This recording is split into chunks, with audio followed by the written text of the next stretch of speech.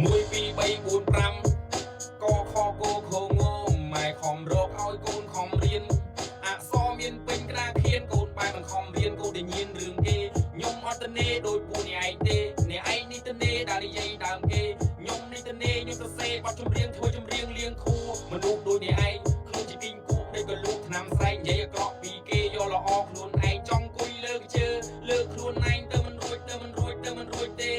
ឆ្កែបានតែព្រុសពីក្រោយគេហើយទៅបងមកឲ្យអញវាយឆ្កែច្រកពេអើយអញវាយឆ្កែច្រកពេ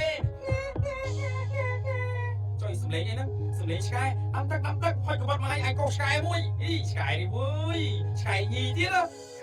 ហេអូនស្រីអូនឯងនឹងគិតអី Hello អូនស្រីអូនឯងនឹងគិតអី